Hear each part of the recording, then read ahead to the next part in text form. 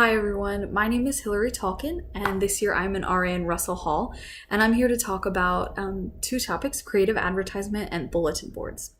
So when we're talking about creative advertisement, we're talking about it in reference to our programs because we want people to attend our programs. So we want to make sure that we create advertisements that catch people's eye and also give them all the information that they could ever want to know about our programs. So there's lots of different ways you can do that. You could make a banner, you could talk about it in your halls, you could post videos on your hall's social media, you could, during the setup of your event, recruit people from the lobby as they're passing through. But there's lots of different ways you can do it, but there are some ways that are super successful that I've experienced. And the first one would be word of mouth. I think it's super important that you talk to your residents about the programs that are coming up and that you make sure that they know that you're super invested in the programs that are coming up, that they know that you've been involved in the planning and you're so excited about it and you can answer all their questions that they might have in regards to the who, what, where, when, and why. Also, another really effective way of advertising that I've found is using your hall's social media. So using Instagram Live as you're starting a program to remind people that it's starting and they should come downstairs to your program. But using those social media that they're going to be using anyways is really helpful to remind residents that programs are happening. And the third way that I've found that's really helpful is posters. Posters is something that Res Life uses a lot to advertise their programs because it includes all of the information that you could ever need about the program. And it's also a really great way because you can hang them all over the hall and people will see them as they walk through. So there are a few things to remember when you're creating posters. The first is to be creative and have fun and make sure that they're visually appealing. A website that I like to use when I'm creating posters for programs is canva.com. You can create a free account with your email. It's super easy, super user-friendly, and the product is always really professional looking. That's why I really like that website. But also when you're making your posters, you want to make sure that you're including all the necessary information. So the who, what, where, when, and why. They want to know who's going to be at the program, if there's a special speaker that's coming that's super exciting. What's the program going to be about? Is it an important topic? Will there be convo or will there be food? All very exciting things. They need to know when it is, so what day and what time, very specifically. They need to know where it is, whether it's in your lobby, where it's in your hall classroom, whether it's on your floor specifically. They need to know where it is too and why it's happening. So is your hall doing a service project? Is it just for fun? Is it just to hang out? Is it to celebrate a holiday? Make sure that you include all those details in your posters so that you can make sure that they will know as much as they can about the program. You want to make sure too that when you produce your posters that you produce them in time for the copy center to make copies.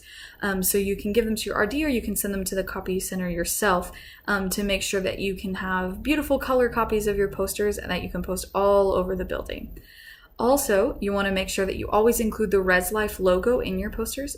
So you can get that from your RD, and I'm sure it's also on the website as well. So you'll download that and just upload it and put it in the corner just so that your residents recognize that it's a Res Life sponsored event and that it's happening in their hall.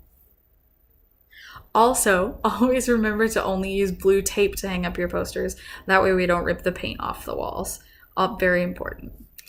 So next, I want to talk about bulletin boards. So bulletin boards are very exciting. While programs are an active form of community building, bulletin boards are a great passive way of building community as well. They can be informational, they can be interactive, they can be educational, they can celebrate a holiday. But you want to make sure that you remember a few things as you're making your bulletin boards as well. You want to remember your audience. Are you an all-girl building? Are you an all-boy building? Are you upperclassmen? Are you freshmen? You want to remember that as you go along. You want them to be engaging and meaningful, and you want to remember the time of year semester it is. If it's around midterms, you could do study tips. If it's around finals, you could do ways to not be stressed out. If it's the beginning of the year, you could do a welcome back banner. There's lots of different ways to be creative with your bulletin boards. And something else to remember too is just to remember what worked for you as an RA last year, or what bulletin boards that you remember as a resident that really affected you, that really caught your eye. And not just those bulletin boards really specifically, but what parts of the bulletin board. Was it because it was interactive? Was it because it had a really cool graphic on it? Was it because it looked really, really clean? What were the parts of it that worked really well for you and why you were attracted to it?